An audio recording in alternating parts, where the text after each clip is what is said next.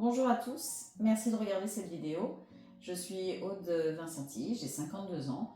Je suis maman, épouse, parfumeur et depuis quelques semaines j'écris des livres. 2 livres en l'occurrence, La faille sous mes pas et Bienvenue en ménopausie.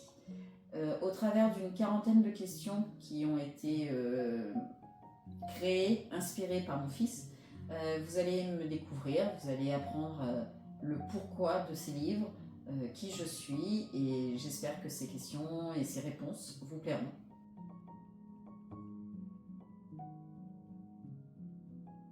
Bonjour à tous, ici le fils. Je voulais te poser cette question d'abord parce que moi aussi ça m'intéresse, ça va me permettre d'en apprendre un petit peu plus sur toi. À partir de quel moment, ou alors quel a été l'événement déclencheur qui t'a dit tiens, aujourd'hui je vais commencer à écrire un livre? D'accord, tu commences fort. C'est en septembre 2025 à peu près.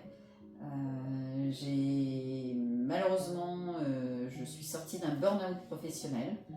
Il a fallu se reconstruire, il a fallu se poser les bonnes questions.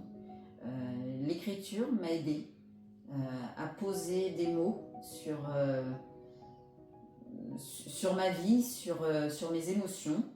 Et c'est vraiment à ce moment-là, pendant la nuit, puisque je suis plutôt insomniaque, mais la nuit est calme et propice à l'écriture. Et c'est à ce moment-là que je me suis dit que c'était la bonne période de réfléchir à cette reconstruction et d'essayer de comprendre ce qui avait pu me faire chanceler. Et c'est pour ça que j'ai commencé à écrire. D'accord, ok. Quel a été le premier livre du coup pour toi? Est-ce que tu pensais directement à écrire? Parce que du coup tu as commencé à écrire 2 livres, tu les as quasiment finis, ils vont bientôt se faire publier. Lequel as-tu voulu écrire en premier? Était-ce La faille sous mes pas ou était-ce Bienvenue en ménopausie et pourquoi? J'ai d'abord écrit le manuscrit La faille sous mes pas. Euh, Cela faisait 14 ans à peu près que j'avais envie d'écrire quelque chose sur ce sujet.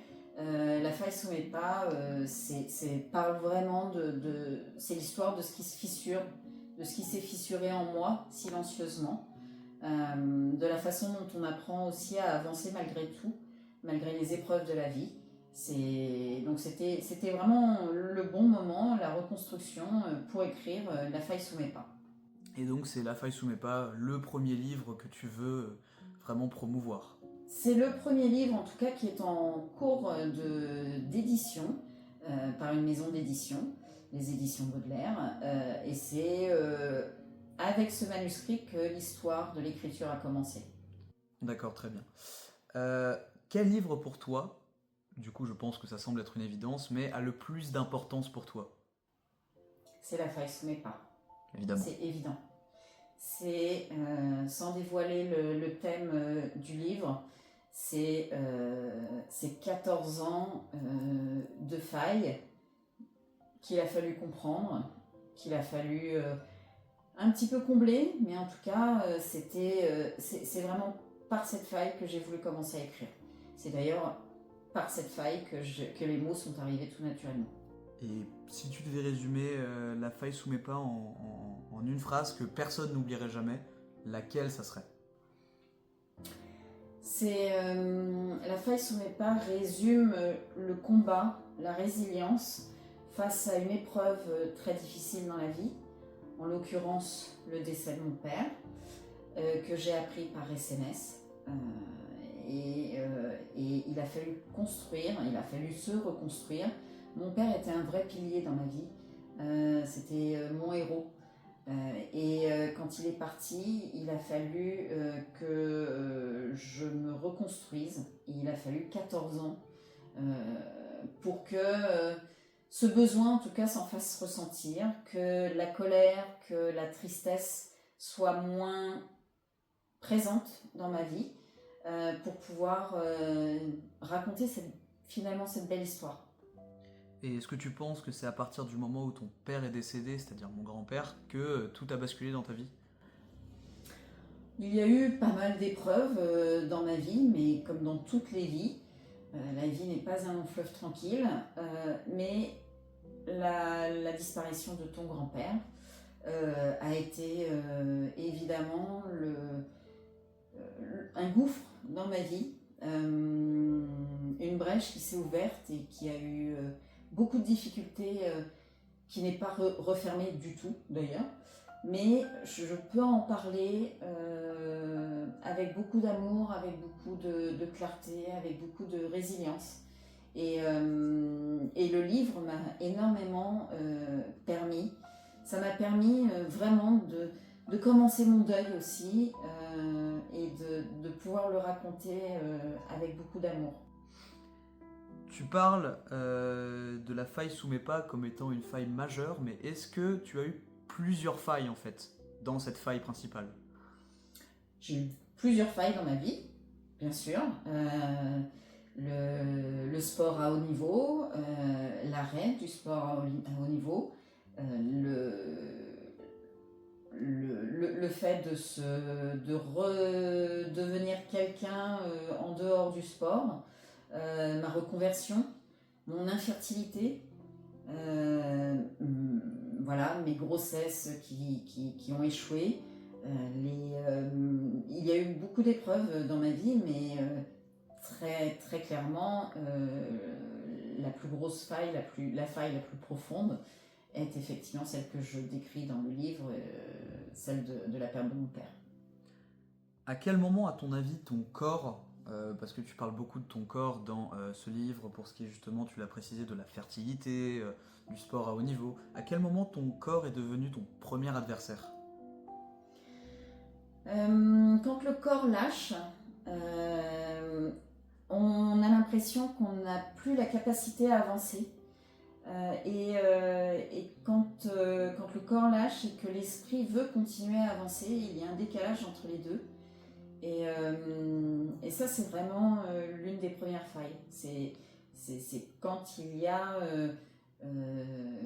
quand le corps et l'esprit n'avancent pas à la même vitesse. Et du coup, tu dirais que la première fois qui t'a un petit peu lâché ton corps, c'est avec le sport de haut niveau ou avec... C'est avec le sport de haut niveau. D'accord. Et le burn-out professionnel a été un autre lâchage de ce corps. Quand le corps arrête d'avancer, qu'il dit stop. Il faut savoir l'écouter aussi, c'est précieux. Et justement, est-ce qu'il y a un moment précis où tu as senti que le corps disait stop pour ton burn-out? Oui, le corps a parlé. Le corps a parlé avec des éruptions cutanées, avec des abcès dans la bouche, et puis avec... un matin, je vais prendre ma voiture et je ne savais plus du tout comment allumer, comment démarrer ma voiture. Le corps a dit non, aujourd'hui tu n'y vas pas. Donc ça a été ce moment-là où il faut aussi s'écouter et lever un petit peu le pied. Le corps vit, évolue, il faut l'accepter. Les rides apparaissent, les mal de dos, les mal d'articulation, tout ça, ça apparaît. Mais il faut prendre soin de son corps parce que c'est quand même un outil qui est un bel outil, il faut en prendre soin. Et malgré toutes ces difficultés que ton corps t'a imposées, il t'a quand même permis de donner naissance. Oui. Qu'est-ce qu'on ressent quand on donne naissance après qu'on a été déclaré infertile par les médecins? Oui, j'ai passé ce moment très désagréable où les pharmaciennes pouvaient crier dans l'officine « Ah mais oui, au fait, vous êtes à 100% pour stérilité ».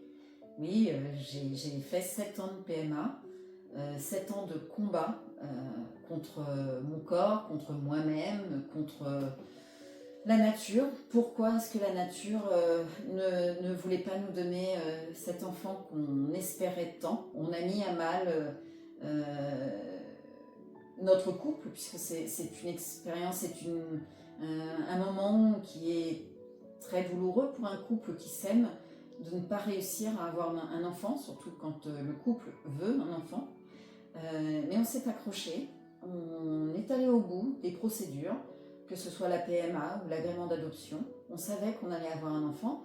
Et évidemment, quand on a su que j'étais enceinte, que le petit cœur battait à tout rompre, que le futur bébé était un bel enfant avec une belle courbe de croissance, on était les plus heureux du monde. Tu as abordé quelques fois le mot PMA. Est-ce que tu peux expliquer à ceux qui nous regardent ce que c'est, globalement? La PMA, c'est la procréation médicalement assistée. C'est quand un couple a des difficultés physiques pour concevoir un enfant. La médecine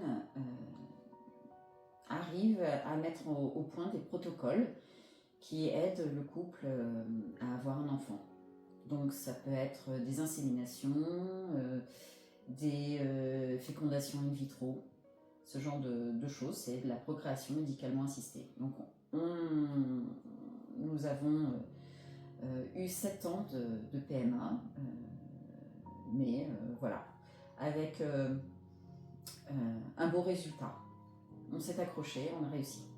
Et est-ce que grâce à cette PMA, tu t'es dit que tu pouvais avoir un enfant? Oui, j'ai cru. On a été au bout. Après, il y a beaucoup de femmes qui se battent et qui n'arrivent pas à avoir un enfant. Donc, ça doit être très difficile à vivre.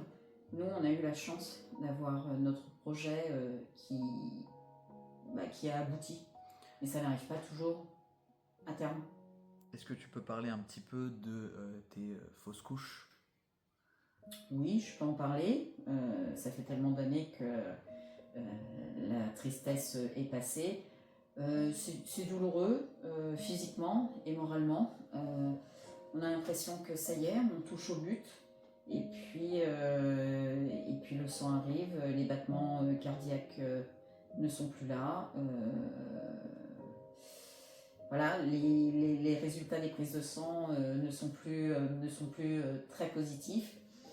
Donc on sait que dans la journée on va perdre un bébé, donc c'est compliqué. C'est douloureux pour la femme physiquement et c'est douloureux psychologiquement pour le couple. On y a cru plusieurs fois, on a perdu des jumeaux également à différents stades, entre 6 et 14 semaines. Voilà, donc des moments difficiles, mais une fois de plus, quand on échoue quelque part, ça permet aussi d'avancer sur un autre plan. Donc chaque échec est à prendre en positif. Alors c'est difficile de le faire en positif sur le moment, mais ça permet d'avancer plus loin. Avant d'être maman, tu as été d'abord quelqu'un qui était en couple. Et est-ce que tu as déjà aimé quelqu'un à un mauvais moment dans ta vie, à un moment où il ne fallait pas aimer quelqu'un, où il ne fallait pas se mettre en couple? Oui, et ça m'a appris que l'amour ne s'achète pas avec le timing. L'amour nous prend où il peut, et, où il veut bien, et il nous transforme. J'ai aimé avant de me marier, avant de me fiancer, avant de me marier, et avant de devenir maman. Donc oui, l'amour arrive à des moments dans la vie où on ne s'y attend pas forcément, et ce ne sont pas forcément les meilleurs moments. Trop jeune, trop tard, pas avec la bonne personne, voilà. Et justement, dans un couple, quelle a été ta plus grande peur? Dans le couple, ma plus grande peur, c'est celle que l'amour ne suffise plus, tout simplement, en fait, que malgré tous les sentiments, la vie nous sépare ou nous teste au point de nous faire douter de nous-mêmes.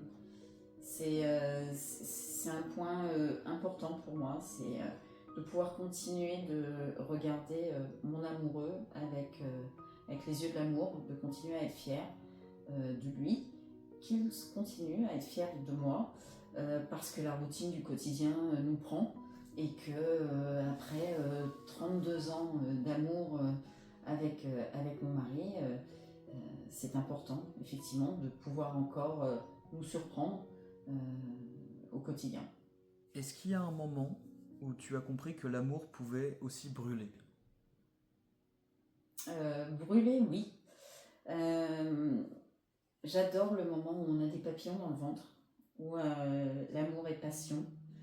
J'ai commencé par l'amour-passion avec mon mari, où il brûle, il consume de l'intérieur, il devient patient, il devient... à l'époque, on n'avait pas de téléphone portable, donc il fallait attendre soit à la maison, soit le coup de téléphone avec avec le téléphone au bout du fil, c'était voilà, l'impatience de retrouver la personne aimée.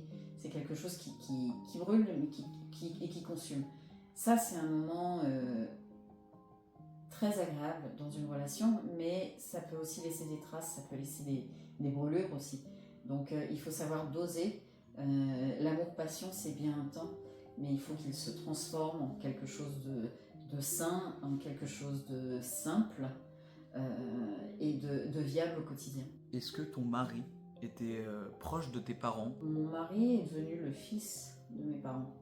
En m'épousant, il a épousé ma famille. On est une toute petite famille de mon côté. Ma maman est fille unique, mon papa a un frère, mon oncle. Donc les relations ont été naturelles, elles se sont faites naturellement. Ils ont considéré mon mari comme leur fils, tout simplement. Mon mari a toujours été celui qui a été porté dans le cœur de mes parents à partir du moment où mon mari me rend heureuse. En 32 ans, on s'est disputé comme tous les couples. Je suis fille unique, donc comme toutes les filles uniques, dès que ça n'allait pas avec mon mari, je partageais notamment avec mon père ses grands moments et avec ses conseils, voilà, je me rendais compte que quoi qu'il se passait, mes parents étaient fiers de moi, étaient fiers de mon couple, étaient fiers de mon mari, étaient fiers de ce qu'on était en train de construire, et que voilà, dans les yeux de mes parents, ça a pu chanceler de temps en temps quand ils voyaient leur fille un petit peu, je vais pas dire malheureuse, mais pas pleinement heureuse. Et puis quand ils me voyaient la plupart du temps évidemment heureuse, alors oui, dans leurs yeux, ils étaient complètement sous le charme de la personne que j'avais choisie. Très bien, ok. Dans le livre La feuille sous mes pas, tu parles beaucoup de ton père. Est-ce que tu peux aussi nous parler de ta maman? Bien sûr. La feuille sous mes pas, c'est un livre qui rend hommage à mon père qui n'est plus là. Ma maman est encore avec nous, donc j'en parle pas moins dans le livre. Néanmoins, avec ma mère, nous n'avions pas ces moments juste à nous de connivence et de partage on pouvait rester des heures à parler avec mon père. Ma mère était un grand médecin qui travaillait de 7h30 le matin à 21h le soir. Elle travaillait beaucoup et elle avait une intelligence et une culture incroyable. Elle a d'ailleurs toujours. Mon père avait beaucoup plus l'intelligence du cœur, je dirais. Il aimait les relations humaines, il aimait parler, il aimait partager. C'était un médecin de campagne, on va dire, qui pouvait rester 1h30 avec ses patients parce qu'il aimait aller au fond des choses, il aimait partager et discuter avec les gens.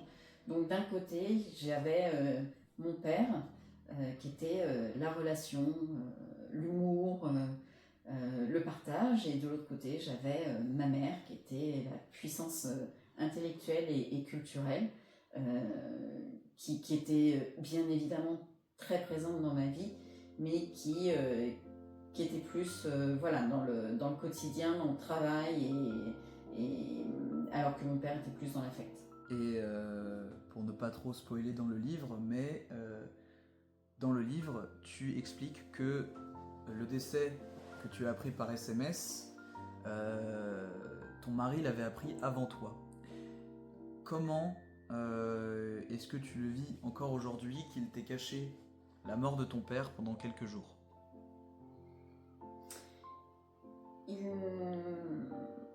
Ma mère a annoncé à mon mari que mon père était décédé. Et ma mère lui a demandé de ne pas m'en parler tout de suite parce que nous étions en famille, tous les trois, mon mari, mon fils et moi, en vacances. Et ma mère voilà, son mari, mon père, venait de décéder et elle s'est dit qu'elle allait pouvoir en parler à mon mari. Elle lui a demandé de ne pas m'en parler parce que nos vacances n'étaient pas terminées et que de toute façon ça ne le ferait pas revenir.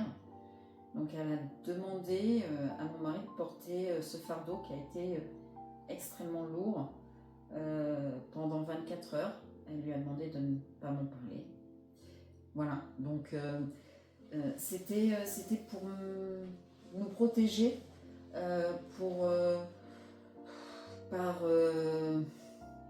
par amour, je pense,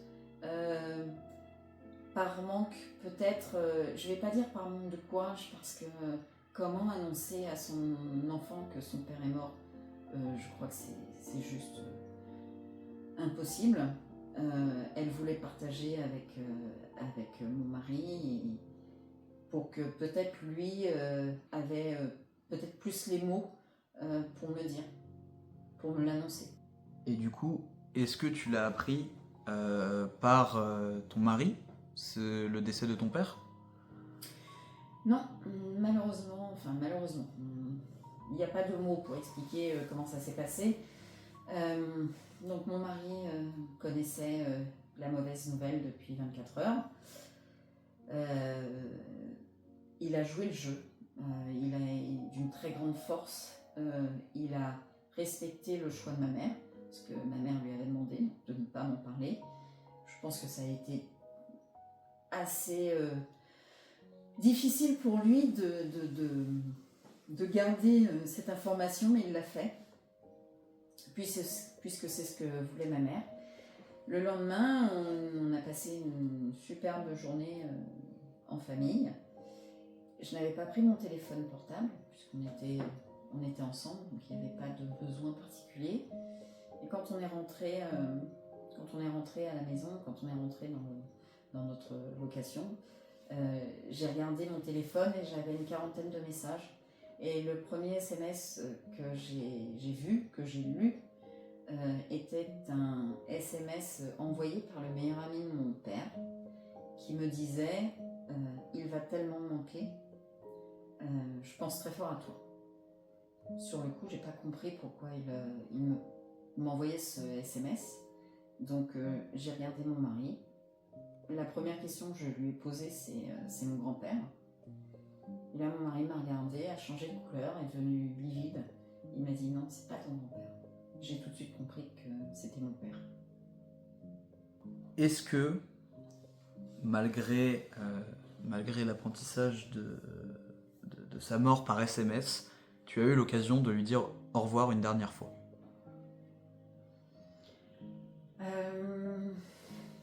J'ai pas eu l'occasion de lui dire au revoir à proprement parler. Pour moi, il est juste parti en vacances et il n'est jamais revenu. Après l'écriture de ce manuscrit, avant d'accepter de le publier, j'ai souhaité le faire lire à ma mère, donc ma mère l'a lu. Et ma mère m'a dit que j'avais pu dire au revoir à mon père une dernière fois. Donc je lui ai demandé pourquoi, comment j'avais pu lui dire au revoir. Elle m'a dit que, et ça je ne m'en souvenais absolument pas, la mémoire avait fait le choix d'effacer ce passage. Il paraît que l'ambassadeur du Kenya, puisque mes parents étaient au Kenya en vacances, l'ambassadeur du Kenya m'a téléphoné 2 jours après et a posé le téléphone sur l'oreille de mon père, qui bien sûr était décédé depuis 3 jours. Et paraît-il que j'ai parlé à mon père pendant une demi-heure pour lui dire au revoir. C'est ma mère qui me l'a raconté, je n'ai plus aucun souvenir de ce moment, peut-être des bribes d'images qui me reviennent en tête, mais voilà, apparemment j'ai pu, entre guillemets, gros guillemets, lui dire au revoir, mais bien évidemment, il n'a pas entendu. Pour que l'on comprenne vraiment bien qui est ton père, est-ce que tu peux nous le décrire en 5 mots? Mon père était beau, mon père était bon, généreux, il avait de l'humour, il était intelligent, c'était un bon médecin, c'était un bon ami, c'était un merveilleux père, un bon mari, un très bon mari. Et il a eu la chance d'être un merveilleux grand-père pendant 3 ans. Quelle est la phrase de ton père qui te poursuit encore aujourd'hui? Mon père avait l'habitude de dire qu'il ne fallait pas se contenter, mais qu'il fallait toujours savourer. Et est-ce que tu as suivi son conseil suite à ça? Oui, absolument. Je ne me contente pas de ce que j'aime, mais j'essaye toujours de faire mieux, d'avoir plus. C'est un peu humain. Par contre, je prends le temps de regarder et d'apprécier ce que j'ai, parce que c'est déjà énorme. Tu nous as évoqué tout à l'heure le fait de lui parler beaucoup, de beaucoup te confier, d'avoir de longues conversations avec lui.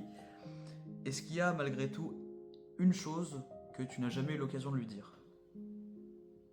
Non, aucune. J'ai toujours eu l'occasion de pouvoir discuter avec mon père de tout. Étonnamment, je ne sais pas si une fille peut parler de tout avec son père, mais c'était facile avec lui, en fait, de lui parler de mes problèmes de cœur, de mes problèmes de cours, de corps. C'était avec mon père que je pouvais partager tout ça. Depuis la mort de ton père, es-tu la même femme? Non, je crois que j'étais encore une petite fille jusqu'à ce que mon père s'en aille. Pourquoi une petite fille? Parce que la vie avait été indulgente avec moi, très indulgente, malgré l'infertilité, malgré les blessures dans le sport, malgré ce genre d'événements, on va dire. La vie avait été, oui, plus que clémente avec moi. Elle avait été assez merveilleuse. Je n'avais pas eu d'énormes souffrances au point d'avoir l'impression que le cœur va sortir de sa poitrine. Donc, oui, avant mon père, je pense que j'étais encore une petite fille. Il m'a fait devenir adulte. Si ton père devait dire une phrase actuellement, quelle serait cette phrase te concernant?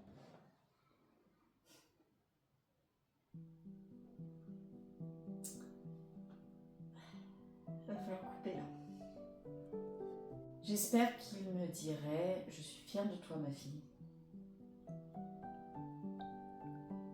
Est-ce qu'il te l'a dit souvent? Il me l'a dit 3 fois. Il me l'a dit une fois lors d'une compétition où un entraîneur a été... donc j'étais jeune, hein, je devais avoir 10 ou 11 ans pour un championnat de France. Un entraîneur, un matin, me dit ce n'est pas toi qui va gagner, c'est telle autre compétitrice. Ça m'a complètement déstabilisée, j'avais 10-11 ans je pense. Ça m'a complètement déstabilisée et j'ai fini 16e de la première épreuve. Je me suis reprise, je me suis dit c'est pas possible, je peux pas terminer à cette place, j'ai gagné les championnats d'Île-de-France, ma place n'est pas à la 16e place. Donc je me suis battue, il y avait encore 2 épreuves, je suis remontée à la 2e place. Mon père m'a dit je suis fière de toi, tu t'es battue, tu t'es pas laissé faire. Ça c'était la première fois. La deuxième fois où il m'a dit qu'il était fier de moi, c'est ma reconversion entre les 8 heures de sport par jour et les 8 heures de cours par jour. C'est-à-dire cette reconversion qui a été assez pas mauvaise en tout cas, puisque je n'allais pas à l'école, je faisais les cours par correspondance. Donc revenir en première S après X années de sortie du système scolaire, c'était pas vraiment évident, et il m'a vraiment dit bravo, ta reconversion est un succès. Donc après Bac plus 7. Donc ça a été la deuxième fois où il m'a dit qu'il était fier de moi. La troisième fois, c'est quand j'ai accouché. Où pour lui, ça a été le combat de ma vie. Et je l'avais réussi. Donc 3 fois, il m'a dit. Est-ce que tu peux nous raconter la journée du 18 mars 2011 du côté de ta mère?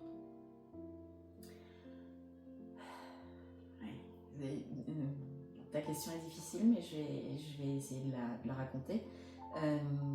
18 mars 2011, mes parents sont au Kenya, sur l'île de Lamu.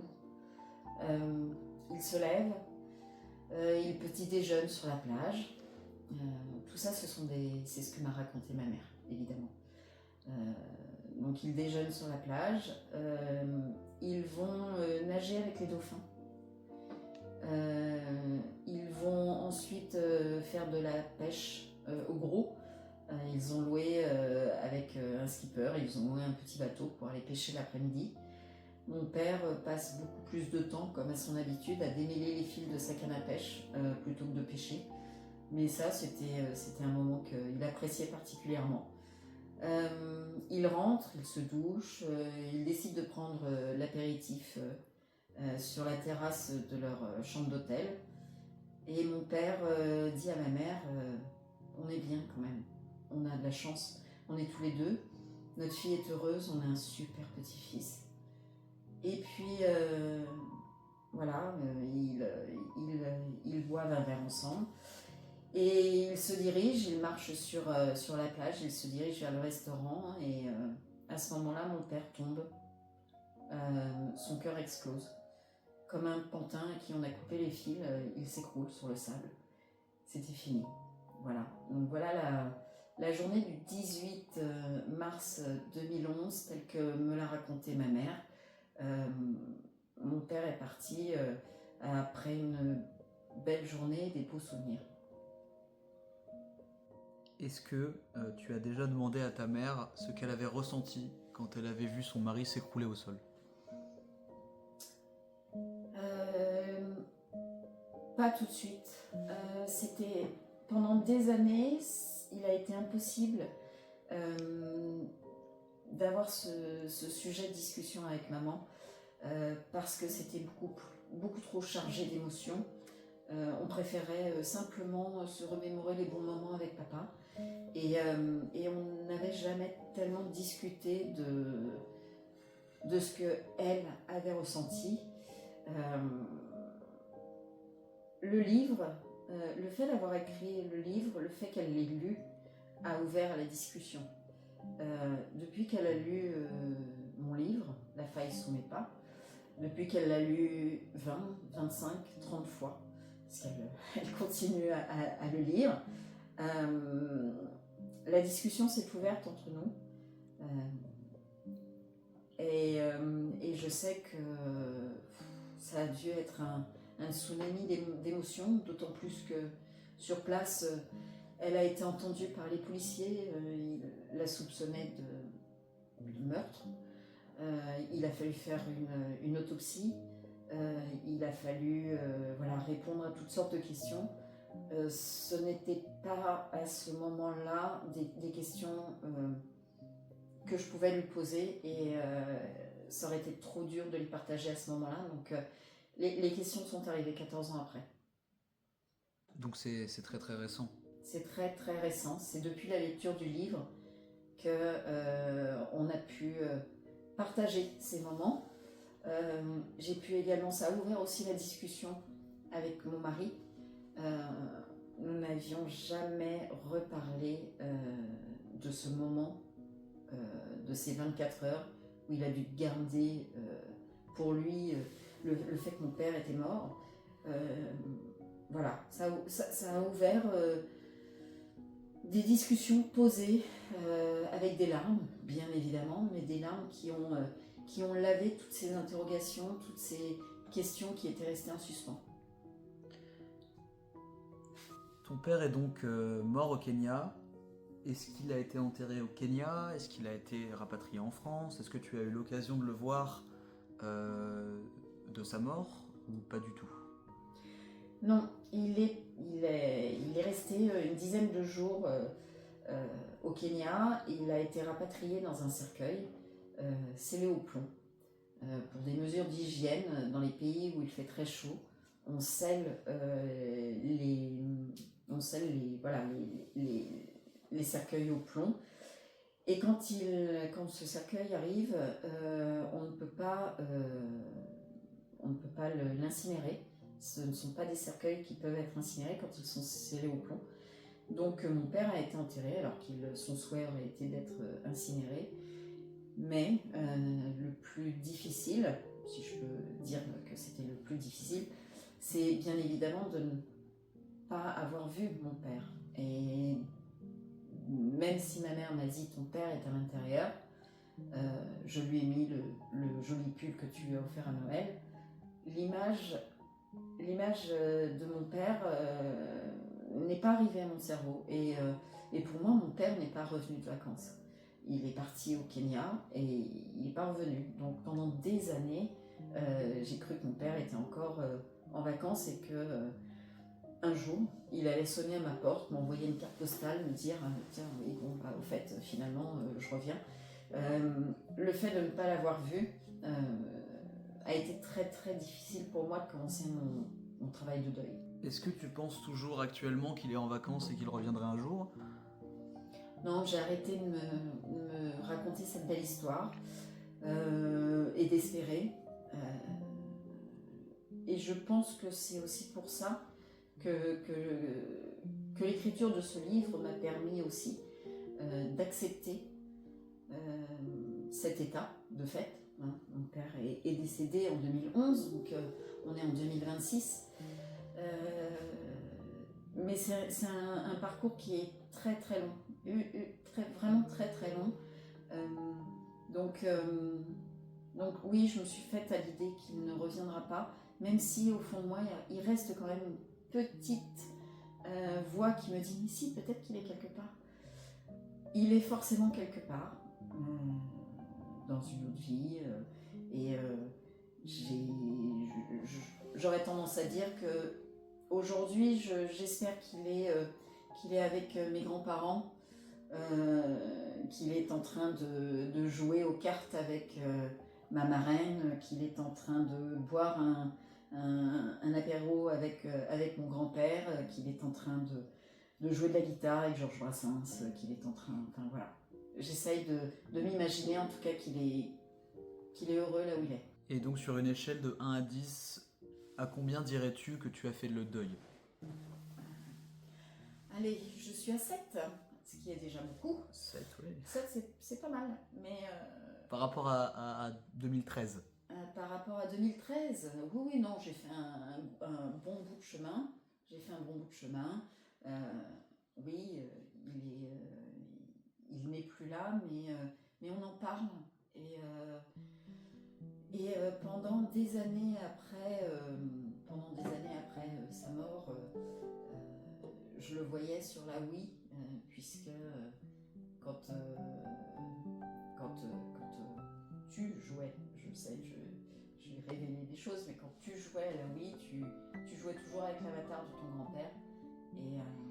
Et donc, Papou, puisque c'est comme ça que tu l'appelais, a été présent encore pendant très très longtemps. L'année 2011 pour toi a été très riche en émotions, très dure pour toi, et donc tu as perdu ton père en mars. Est-ce que quelque chose d'autre t'est arrivé en 2011? Oui, 6 mois après la mort de mon père, mon grand-père est décédé. Donc le père de ma maman. Donc en 6 mois, elle a perdu son père elle a perdu son mari et son père. J'ai perdu mon père et mon grand-père. Mon grand-père trouvait inacceptable que son fils, puisqu'il considérait mon père comme son fils, parte avant lui. Donc je vais pas dire qu'il s'est laissé dépérir, mais en tout cas, il ne tenait plus autant à la vie qu'avant. Donc oui, il y a eu double choc qui a été très difficile à gérer, mais le gouffre de la perte de mon père n'a pas pu être Élargi, ouais. élargi par le départ de mon grand-père. Donc c'est vrai que le départ de Patou, de mon grand-père, s'est fait, on va dire, avec plus de facilité. Et du coup, tu n'as toujours pas pleinement accepté que ton père ne reviendrait pas. Si nous sommes à 7 sur 10. On est à 7 sur 10, je sais qu'il ne reviendra pas, mais il est tellement présent au quotidien dans tout ce que je fais, dans tout ce que je dis, dans tout ce que je vois, dans tous les anniversaires, les Noëls, dans tout. Il est avec nous, à aucun moment on oublie de penser à lui. Donc oui, il ne reviendra pas physiquement, mais il est jamais tellement parti autrement, enfin il est encore avec nous. Qu'est-ce que le deuil t'a enlevé? Qu'est-ce qui t'a laissé? On apprend, alors pas avec le deuil, mais on apprend à vivre avec la perte, avec une telle perte. On n'arrive pas à se remettre complètement, mais on essaye de continuer malgré tout avec un gros vide qui devient presque un guide discret et secret. Est-ce qu'on peut réellement avancer avec une faille aussi grosse d'ouverte? On est obligé d'avancer. La vie continue. Voilà, il faut apprendre. En fait, c'est devenu quelque chose de quotidien. Elle fait partie de moi. Elle m'a permis de me construire autrement. Il a fallu se reconstruire. Les repères n'étaient plus les mêmes. Je suis devenue une adulte aussi. Et il a fallu avoir de la force, du courage. Mais j'ai eu un entourage ultra soutenant, que ce soit ma famille, évidemment, mon mari, mon fils, qui sont devenus forcément mes piliers. Vous êtes ma force au quotidien. Il a fallu continuer pour ma mère, qui était au fond du trou. C'est même pas elle s'accrochait aux parois, elle était vraiment elle avait vraiment beaucoup de difficultés à continuer à vivre avec ces deux pertes. Voilà, donc il a fallu se construire avec cette nouvelle faille, cette nouvelle blessure. Et puis on apprend à respirer autrement, on apprend à se souvenir, on apprend à continuer à avancer. C'est une perte, c'est un gouffre, j'ai appris à... Mais je sentais bien que le sol se dérobe un petit peu, sous les pieds. On a le cœur qui rate quelques battements de temps en temps. Voilà, donc il y a une peine, elle est très présente, mais il faut apprendre à vivre avec. Est-ce que ton père apparaît encore des fois dans tes rêves? Ah oui, très très fréquemment. J'entends encore sa voix. J'ai perdu son odeur. Je sais qu'il portait Globe de Rochas, donc je pourrais très facilement, si le parfum existe toujours, je pourrais très facilement me remémorer son parfum, mais j'ai encore sa voix qui revient. Je l'ai parfaitement en image. Alors il est encore tellement beau, il est encore jeune dans ma tête. Voilà, donc oui, je vais pas dire toutes les nuits, mais il apparaît très fréquemment dans mes rêves, avec toujours une voix qui ouvre le chemin, toujours avec... il est jamais dans mes cauchemars, il est toujours dans mes rêves, et ça ça prouve qu'il y a une part de moi qui est apaisée et qui accepte ce qui s'est passé. Je ne suis pas encore la grande magicienne des rêves et je ne peux pas prétendre à faire venir mon père dans tous mes rêves. Ce serait l'idéal, parce que comme ça, je ferais des bonnes nuits de sommeil, ce qui n'est pas le cas, puisque je suis insomniaque. Mais non, j'ai plaisir à le retrouver quand il apparaît dans mes rêves. Après, j'ai des rêves qui sont tellement farfelus, des fois, que je ne peux pas imaginer qu'il soit dans tous mes rêves. Mais en tout cas, il a toujours une voix posée et il m'aiguille toujours vers une sortie positive. D'accord, très bien. Est-ce que la mort de ton père a changé ta manière d'être au quotidien?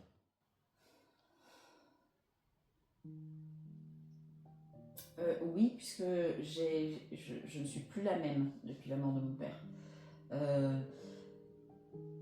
Je suis beaucoup plus dans la philosophie on en parlait tout à l'heure, il fait beau aujourd'hui, c'est déjà un joli moment partagé.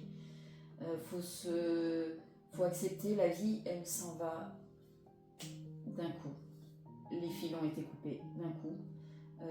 La mort survient du jour au lendemain. Donc il faut pouvoir profiter de chaque instant. C'est pour ça, et ça énervera, ça continuera d'énerver mon entourage. Je me coucherai tous les soirs en me disant je t'aime aux personnes que j'aime, et je me lèverai tous les matins en disant bonjour, bonne journée, bisous, je t'aime tous les matins aux personnes que j'aime. C'est pour moi, voilà, c'est normal d'apprécier chaque moment, parce que cette expérience, ce drame, fait prendre conscience que ça peut s'arrêter du jour au lendemain. Donc oui, en profiter. Se dire que le plat de pâtes qu'on va manger ce soir va être succulent, bah oui, c'est une bonne journée aussi. Voilà, se faire plaisir avec des petites choses, c'est très important. Et voilà comment je vis, moi, depuis presque 15 ans maintenant. Donc on mange des pâtes ce soir. Donc on mange des pâtes ce soir. Yes. Est-ce que, au quotidien, durant ces 14 ans, tu as fait semblant d'aller bien alors que tu étais au fond du trou? Oui, plusieurs fois, souvent. J'ai du mal à cacher mes émotions. Ça se voit quand je vais bien, ça se voit quand je vais pas bien. Et pourquoi d'ailleurs les cacher? On a le droit d'avoir des moments de doute, on a le droit d'avoir des moments de faiblesse. Les larmes ne sont pas interdites. Donc voilà, je suis quelqu'un qui montre ses émotions, qui en a déjà et qui les montre. C'est pas forcément montrer sa fragilité, c'est simplement montrer qu'on accepte de ne pas être infaillible. Et je suis loin de l'être. Donc oui, de nombreuses fois où j'avais pas le moral, où j'avais mal dormi, où je m'inquiétais pour mon fils, pour mon mari ou pour ma mère. Oui, il y a des fois où j'étais triste aussi et j'avais pas envie d'avancer. Les autres n'y sont pour rien, donc oui, parfois je cache, je souris, je fais de l'humour. Tout ça cache la tristesse et c'est bien souvent en rapport avec le fait que mon père ne soit plus à mes côtés. À quel moment est-ce que tu as compris que tu ne pouvais plus garder cette histoire pour toi? Cette histoire, je l'ai... il y a déjà quelques années que j'en parle plus facilement. Après, j'en parlais dans mon entourage et je voyais bien la réaction des personnes à qui je parlais de cette perte, du fait d'avoir des difficultés à faire mon deuil après tant d'années. Voilà, donc ça fait longtemps que je peux en parler. Après, pourquoi est-ce que j'ai eu ce besoin de l'écrire? Voilà, on en parlait tout à l'heure avec le début des questions. c'est certainement ce besoin de reconstruction qui est arrivé à un moment de ma vie et qui est tombé pile poil au moment où j'avais envie de poser des mots sur une feuille. Qu'est-ce que justement tu n'as jamais osé dire et que tu as préféré écrire? Que peut-être que je n'ai pas toujours été forte, qu'il y a eu des moments où je doutais de moi, de mon corps, de ma place. Avant, je pensais que ça me fragilisait. Aujourd'hui, je sais que c'est exactement l'inverse. Est-ce que l'écriture, dans un sens, a permis de te réparer un petit peu ou de t'accepter plus? L'écriture ne répare pas tout, ça c'est sûr. Par contre, ça permet en fait d'accepter que certaines choses ne se réparent pas et de se dire, en fait, les choses ne se réparent pas toutes, mais c'est ok avec ça en fait. On a le droit d'avoir des blessures qui restent ouvertes. L'essentiel, c'est de les accepter en fait. Et écrire m'a appris à regarder mon histoire sans la juger. Y a-t-il un passage dans le livre que tu as hésité à écrire, où là tu t'es vraiment dit non, c'est trop, c'est peut-être un petit peu trop sensible pour les gens qui vont lire le livre, mais tu l'as quand même écrit? Alors, il y a eu plusieurs passages, je l'ai écrit, je l'ai relu, j'ai corrigé, j'ai enlevé, j'ai remis, parce qu'il y avait des passages qui étaient presque un petit peu trop personnels, où je me suis dit, oula, là je me mets vraiment à nu, même si tout le livre, ce sont des émotions vraies qui ont été écrites. Là, c'était vraiment le moment où je me suis dit, là, je vais peut-être un petit peu loin. Ça n'ajoute rien de fondamental à l'histoire, donc parfois je gommais quelques passages. Et est-ce que tu penses au final que tu as laissé quelques informations pour toi malgré tout ce que tu dévoiles dans ce livre? Oui, j'en ai laissé.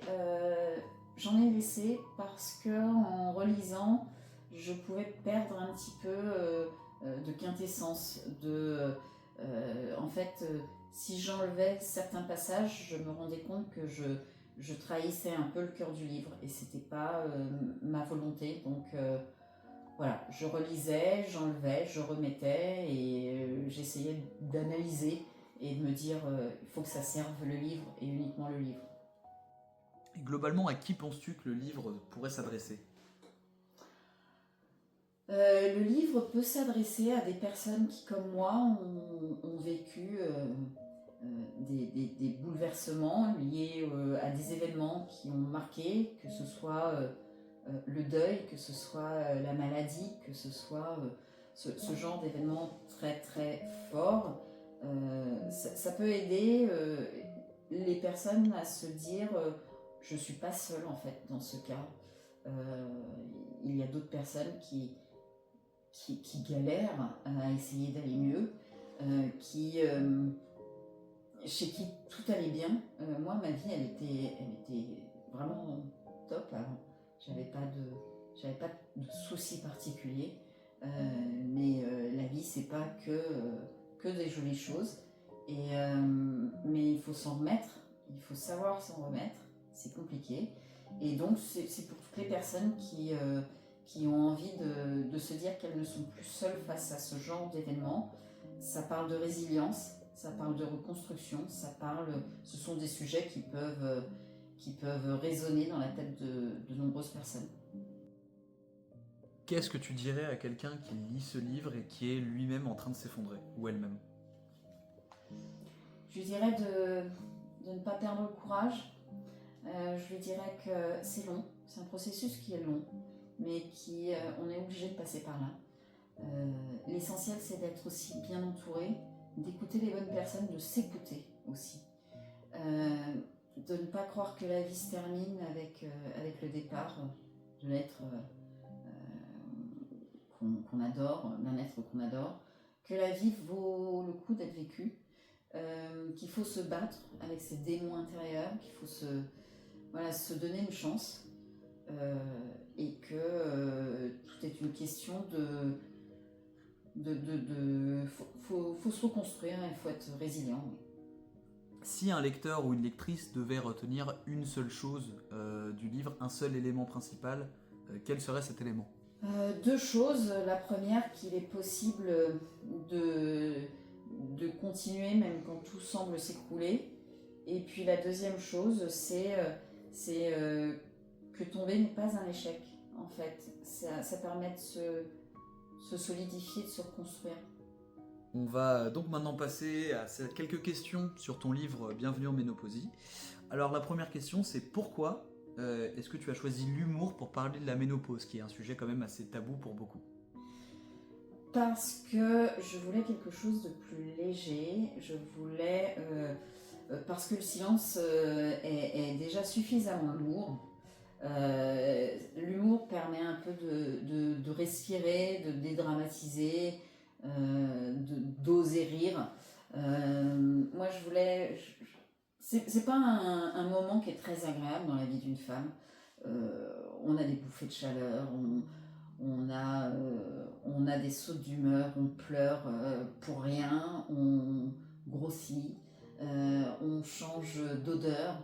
C'est une période qui n'est pas simple à vivre pour une femme. Je voulais vraiment dédramatiser tout ça. Et même si le sujet n'est pas si léger que ça, hein, c'est pas dans mon propos n'est pas de dire que la ménopause est un moment léger pour une femme, mais je voulais l'aborder d'une manière plus libératoire, avec des anecdotes, avec ce que je ressens, ce que je ne sens plus. De le partager sans pathos, sans jargon médical, avec des mots plutôt assez simples. Et est-ce que selon toi, tu as écrit Bienvenue en Ménopausie de la même manière que tu as écrit La faille sous mes pas? Pas du tout, j'ai pas du tout écrit de la même manière.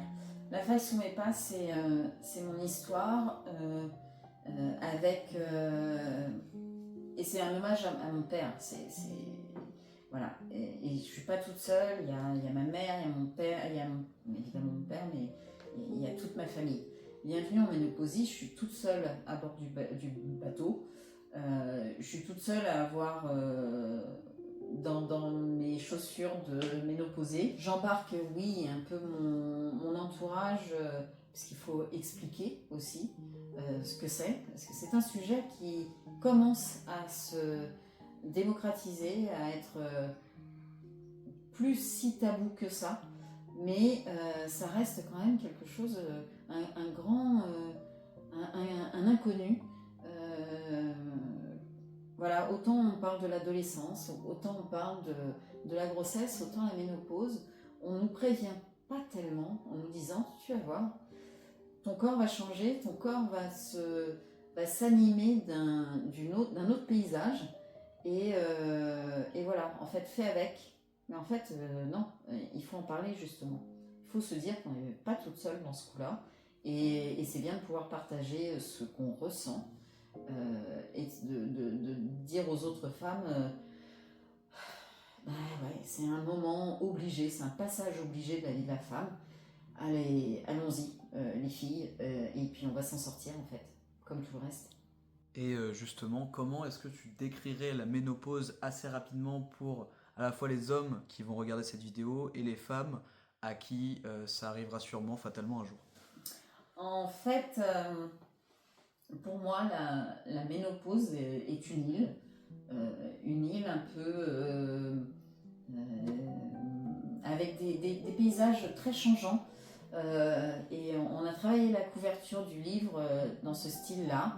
La Ménopausie, c'est un nouveau pays que l'on découvre, avec des paysages qui peuvent être très luxuriants, qui peuvent être très désertiques, avec des sécheresses dans ce moment-là, qui peut avoir des sommets très hauts, des volcans rougeoyants qui délivrent de la lave et des bouffées de chaleur incroyables. Et puis le paysage se redessine, s'arrondit. Voilà, c'est vraiment un nouveau pays, encore inexploré. En fait, le corps change, et quand on ne sait pas pourquoi, c'est assez compliqué. Et j'ai pas le souvenir que ma mère ou ma grand-mère m'ait parlé de ce changement dans la vie d'une femme. Mais quand j'ai compris que beaucoup de femmes vivaient la même chose et qu'on n'en parlait pas, en fait, je trouvais intéressant d'écrire ce livre. Et ce livre, en fait, est né de ce décalage-là entre le corps qui change, les femmes qui vivent la même chose, on n'en parle pas. C'est tout un décalage qui fait que c'est pour ça que ce livre est né. Je ris, oui, je ris de moi dans ce livre. Je ris de ces moments où je suis obligée de changer de routine de nuit et de mettre un pyjama d'échange à côté de mon lit parce que mes réveils nocturnes en sueur font que je suis obligée de changer de nuisette ou de pyjama dans la nuit. Donc oui, il y a la vie, elle est complètement bouleversée. Mais si on prend un petit peu de recul par rapport à tout ça, on arrive à vivre avec, honnêtement. Et si on le fait avec bonne humeur, en se disant que c'est pas la fin du monde, que c'est un passage, qu'il n'est pas joyeux, mais qu'on peut en faire quelque chose de décalé, c'est ce que j'ai voulu faire avec Bienvenue en Ménopausie. Et à partir de quel moment ça peut se déclencher, la ménopause? À tout moment ou à un moment certain dans la vie? Eh bien, j'ai des amis qui sont ménopausés, j'ai 52 ans, j'ai des amis qui sont ménopausés depuis 5-6 ans, et j'ai des amis qui sont plus âgés que moi, qui ne sont pas encore ménopausés. Chaque femme est unique, chaque ménopause l'est aussi. Très bien. Qu'est-ce que ce livre permet enfin de dire à tout le monde, en fait? Qu'on a le droit d'être fatigué, qu'on a le droit d'être de mauvaise humeur, qu'on a le droit de ne pas comprendre son corps, et puis surtout qu'on a le droit d'en parler sans honte. Et ce livre, tu penses qu'il s'adresse à qui? Même si ça semble logique. Aux femmes. Évidemment. Aux femmes, mais pourquoi pas aux hommes qui veulent en apprendre un peu plus, qui veulent essayer de comprendre. Les femmes, elles vivent la ménopause, donc il y a celles qui sont en périménopause, donc ça va bientôt arriver, mais qui ont des symptômes aussi. Il y a les femmes qui sont en plein dedans, donc il y a les futures voyageuses de l'île Ménopausie, il y a celles qui sont en train de la visiter, et il y a celles qui en sont sorties et qui peuvent en écrire des cartes postales, hein, comme on dit. Mais oui, c'est un moment de partage entre femmes, mais les hommes pourraient aussi le lire, ça leur donnerait des bonnes idées et ça leur permettrait de comprendre peut-être leurs femmes. À quel film assimilerais-tu le livre Bienvenue en Ménopausie? Est-ce que tu l'assimilerais à un Jumanji, à un Indiana Jones, quelque chose comme ça? Indiana Jones et le Temple perdu. Ça pourrait être le titre du tome 2 de la séquelle. Bienvenue en Ménopausie. Et pourquoi pas? Pourquoi pas. Alors, le Jumanji, peut-être pas quand même, parce que c'est réel, ce qui se passe dans la ménopause. Pourquoi pas, ouais, les aventuriers de l'Arche perdue, ce serait assez drôle. Il y a des trésors qui sont cachés.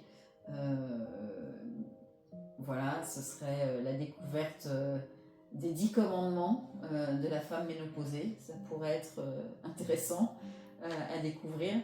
Non, c'est un passage qui malheureusement est obligé, qui malheureusement est peu mal connu, qui heureusement commence à se livrer, c'est-à-dire que les femmes commencent simplement à en parler sans honte. Pourquoi est-ce qu'on aurait honte d'avoir des bouffées de chaleur? C'est un passage dans la vie d'une femme.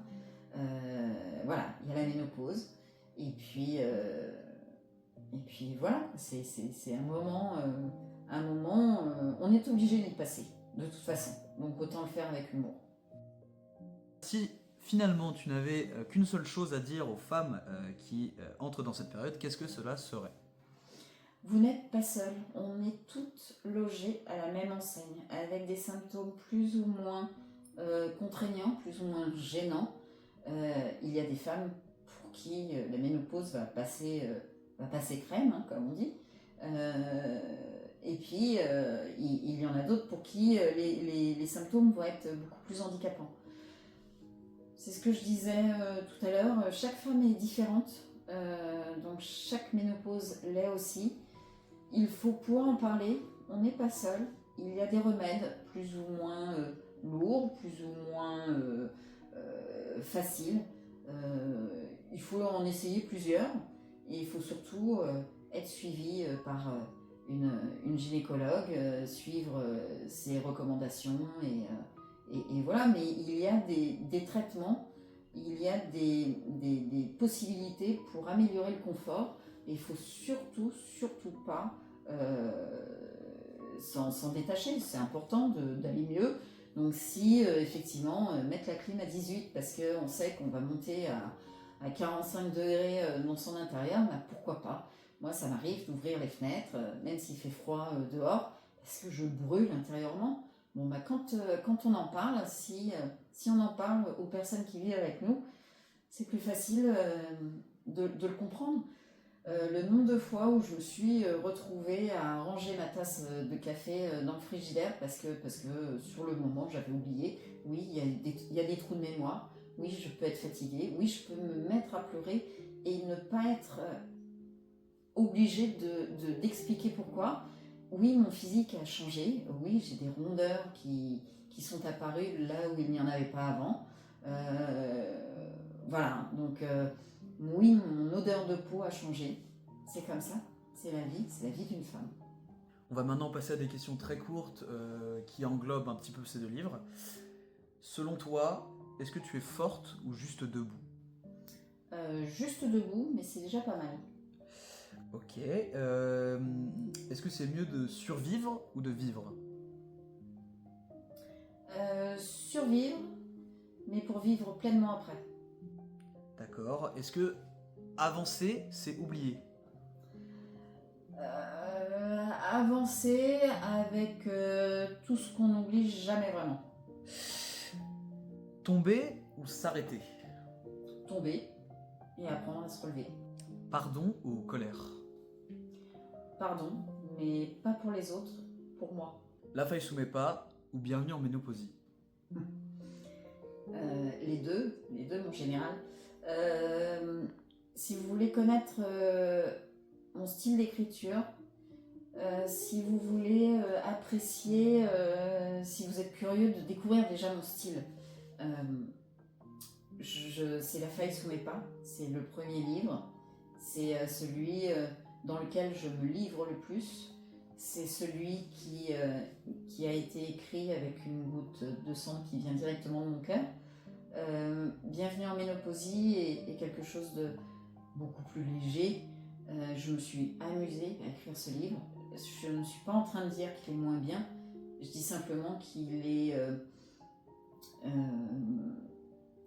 il a peut-être plus de mois à date, mais il a moins d'émotions, il est plus facile, il est plus léger tout simplement. La faille sous mes pas, c'est le manuscrit. Comment est-ce que tu as annoncé à toute ta famille, à ta mère, à ton mari, à moi, que tu écrivais ? En fait, j'ai attendu pas mal de temps avant de vous l'annoncer. Une fois que le manuscrit, puisque pour le moment c'était à l'état de manuscrit, j'ai écrit mon histoire. Voilà. Et puis je l'ai terminé une nuit, il devait être 2h du matin. Et je me suis dit, bah tiens, j'aimerais bien qu'on me donne une opinion sur mon style d'écriture. Donc je me suis dit, je vais l'envoyer à une dizaine de maisons d'édition pour avoir simplement un retour sur la qualité de mon écriture. Savoir si j'écrivais bien ou si ça n'avait vraiment aucun intérêt que de faire cet exercice-là. Donc je l'ai envoyé à une dizaine de maisons d'édition et peut-être 15 jours après cet envoi, j'ai eu un premier retour de maison d'édition me donnant un retour plutôt très positif, presque élogieux, qui était pas attendu en fait, et surtout une première proposition de contrat de publication. Bon, j'étais assez fière de moi, j'étais contente, mais ça restait très intime. Et puis, quelques jours après, j'ai eu une deuxième proposition de publication, puis une troisième. Et en fait, j'ai eu 8 contrats de maisons d'édition qui souhaitaient publier La Faille sous mes pas. J'en ai parlé à quelques-unes de mes amies en leur disant voilà ce qui m'arrive les filles, j'ai quelque chose à vous annoncer. Mais je ne l'ai pas annoncé à mon mari, ni à ma mère, ni à mon fils. Et je ne peux pas publier sans avoir leur OK, leur go, leur validation. Mais ils ne l'ont pas lu, ils ne savent même pas que j'écris. Donc mes amis m'ont encouragée à l'annoncer, ce que j'ai fait un dimanche matin. Je l'ai annoncé à mon mari en lui disant voilà, j'écris, et j'ai écrit un livre. Bon, mon mari, surpris, me dit c'est bien, continue si ça te plaît. Et je lui dis mais j'ai encore quelque chose à te dire, voilà, j'ai reçu les contrats pour publier mon livre. Ah, et là, en fait, son regard a changé, il était très interrogateur et il était étonné et je lui ai dit, bah voilà, j'ai 8 contrats d'édition. Je lui ai dit, mais par contre, voilà, je ne publierai pas tant que ma mère, toi et mon fils n'avaient pas lu le livre. Donc je lui ai donné le manuscrit. Il a mis un mois à le lire, il voulait être au calme, il voulait être dans les bonnes conditions pour pouvoir le lire. Ma mère l'a lu, mon mari l'a lu, mon fils l'a lu. Et quand j'ai eu leur autorisation, j'ai accepté un contrat d'édition. Et donc La Faille sous mes pas sera publiée avec les éditions Baudelaire, puisque c'est cette maison d'édition que j'ai choisie. Et dans le regard de ma famille, j'y ai vu un peu de fierté. Et ça fait du bien. Voilà comment l'histoire s'est passée. Est-ce que tu penses que tu as réussi à partager les émotions que tu voulais mettre sur papier à ta famille? Oui, je crois. Ils me l'ont dit en tout cas. Ils me l'ont dit. Ils ont trouvé que j'avais un style fluide, que mes émotions étaient vraies, étaient fortes, que je savais transcrire mes émotions en ajoutant plusieurs qualificatifs qui soutenaient l'émotion du moment. Donc oui, je crois que j'ai... Alors, ils ont transféré forcément, puisque c'est aussi un peu leur histoire. Mais je crois que les émotions ont été bien perçues. Et tu les as vues, ces émotions? Oui. Ma mère a dû prendre des actions chez Kleenex, tellement elle a pleuré. Mon mari n'a pas pu parler la première heure après la fermeture du manuscrit. Puis il est descendu, il s'est approché vers moi, il m'a pris dans ses bras et il m'a dit « C'est juste, c'est fort, c'est beau ». Et mon fils a fait un compteur de larmes où il a noté tous les passages qui ont été compliqués pour lui à lire.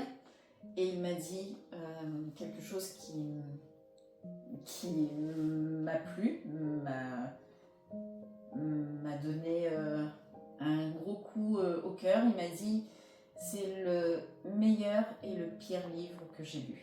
Le meilleur parce que tu m'as dit que tu avais ressenti chaque mot, tu avais ressenti les émotions. Le pire, c'est parce que tu as ressenti chacune des émotions et que tu as peut-être aussi découvert certaines zones, pas d'ombre, puisqu'il n'y a pas d'ombre dans notre vie, mais peut-être, voilà, on a essayé d'être fort devant toi, j'ai essayé d'être forte devant toi, de ne pas m'écrouler à certains moments quand c'était la fête des pères et que petit, tu me disais c'est la fête des pères aujourd'hui. Ah mais oui, mais toi t'as plus de père. Oh. Et pour toi, c'était pas méchant de le dire, et je le prenais pas comme quelque chose de méchant. Mais j'aurais voulu avoir cette facilité face à la mort que tu avais à l'époque. Mais je sais très bien que tu as vécu la mort de ton grand-père aussi différemment. Mais voilà, donc il y a eu quelques passages où j'ai essayé d'être forte pour toi, pour mon fils. Et peut-être que tu as découvert voilà, certaines choses que j'avais délibérément choisi de ne pas parler. Tes 2 livres étant marginalement différents, est-ce qu'ils ont la même maison d'édition? Non, ils n'ont pas la même maison d'édition. La faille sous mes pas va être publiée chez les éditions Baudelaire. Et Bienvenue en Ménopausie sera publié dans la collection À travers soi, dans les éditions Maya. Et pourquoi? Pourquoi est-ce que ça change en fait, ces maisons d'édition? Parce que ce sont... alors après, moi je suis assez novice dans le monde de l'édition, hein, donc je découvre cet univers et il y a différents types de contrats, différents types de maisons d'édition et j'ai choisi 2 maisons d'édition différentes qui fonctionnent différemment. L'une est La faille sous mes pas sera publiée sans prévente et Bienvenue en Ménopausie bénéficie d'une campagne de prévente avant sa mise sur le marché. Donc voilà, 2 maisons d'édition qui fonctionnent différemment. Donc ça veut dire qu'il y a une campagne de prévente pour Bienvenue en Ménopausie et pas La faille sous mes pas. Absolument. La faille sous mes pas est en cours d'édition. J'en suis au stade de relire le bon à tirer de toute la structure du livre intérieur. Mais voilà, la maquette est en cours. Et pour Bienvenue en Ménopausie, c'est une autre façon de faire, avec un système donc de prévente ce système de prévente en fait permet à la maison d'édition de valider, on va dire, le potentiel du livre et de mettre les moyens face à ce potentiel lors de sa parution. C'est pour ça que il y a des paliers à atteindre avec Bienvenue en Ménopausie, des paliers de prévente. 100% le livre est publié, donc c'est ce qui a déjà été atteint et je vous en remercie. Le livre sera donc publié grâce à vos préventes. Si on atteint donc, ce palier de 100%, le livre sera distribué dans 500 librairies. Si nous atteignons 150%, ce sera une distribution plus large dans 1000 points de vente, 1000 librairies. Donc là, je crois qu'aujourd'hui, on doit être à 120%. Donc j'espère atteindre ces 150% pour pouvoir donner un maximum d'amplitude à Bienvenue en Ménopausie. Est-ce que tu penses que cette campagne de prévente pourrait aider justement le sujet de la ménopausie à se faire connaître plus facilement?